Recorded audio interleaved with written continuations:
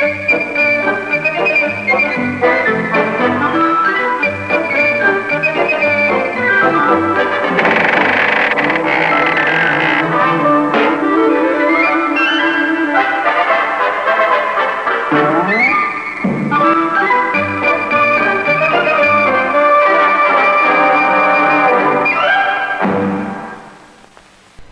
Finds a Job by Roger Hargreaves.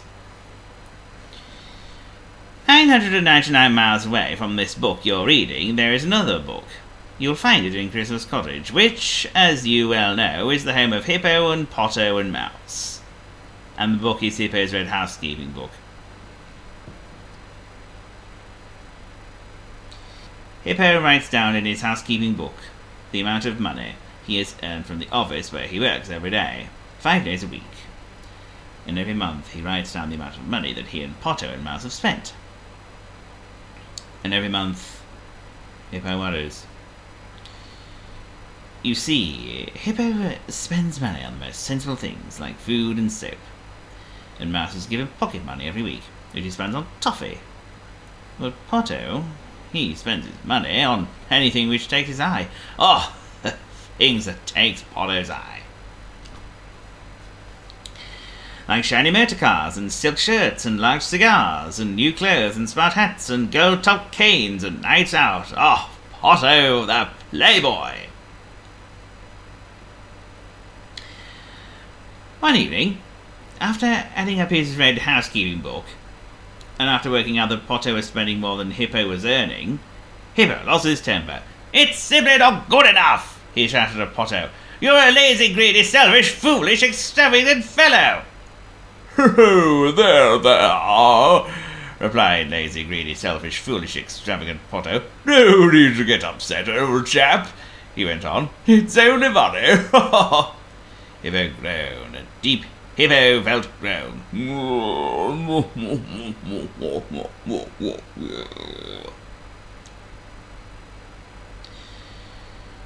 That night, poor Hippo couldn't sleep. He tossed and turned and worried about money, and what he was going to do about it. And then he had an idea. He smiled. A small Hippo-like smile. And then he went to sleep. The following morning, at breakfast, Hippo told Potto what his idea was. Potto couldn't believe his ears. "Work?" he boomed.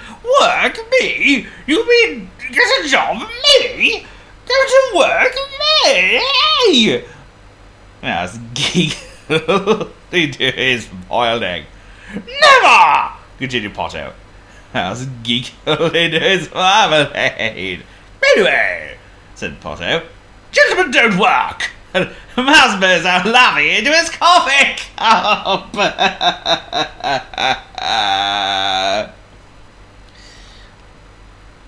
But Hippo was determined.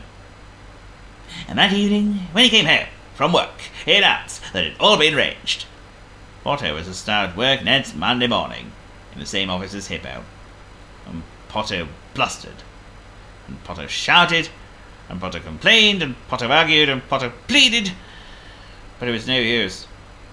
Monday morning came, and Hippo and Potto went to work. Happy Hippo, and unhappy Potto. Mouse couldn't wait to find out how Potto had got on work. He waited at the garden gate at Christmas Cottage for Hippo and Potto to come home. But when they did come home, it was most odd. They looked exactly the opposite of how they had looked that morning. Unhappy Hippo and happy Potto. Inside Chris's cottage, Hippo explained. First of all, there had been the paper.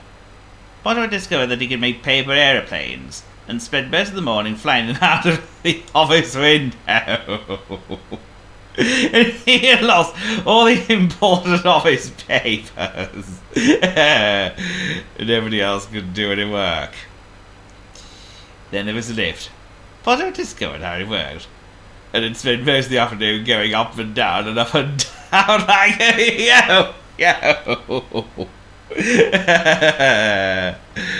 And everybody else could use it. Then there was the tea and buns. Every afternoon, everybody at Hippo's office had tea and buns. But on that afternoon, that afternoon, only one person had tea and biscuits. Can you guess who? At last, they would wear the hats. Most of the people who had worked at Hippo's office had their names inside the hats. But Potto, for fun, he changed all the names around.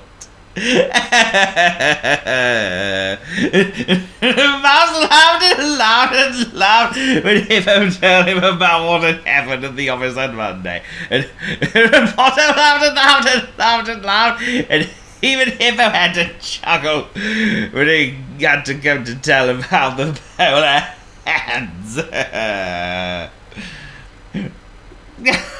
Oh, Potto, he said, whatever are we going to do with you? You can't go back to work in my office, so how are we going to make extra money? Potto stood in the middle of the living room. Don't worry, he announced grandly. Hi, he continued. We'll think of something.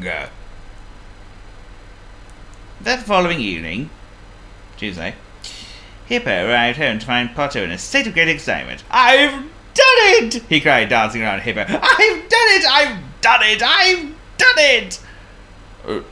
Done what? Asked Hippo. I've done it! I've done it!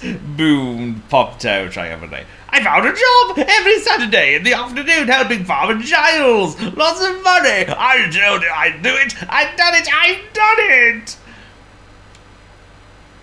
Hippo was amazed. You mean you found a job? Yes, yes, cried Potto. With Farmer Giles? Yes, again, cried Potto. And get paid for it? Why, yes, indeed, cried Potto. Well, said Hippo, I never thought that you would ever find yourself a job. Oh, no, cried Potto. It's not for me. This job is for you.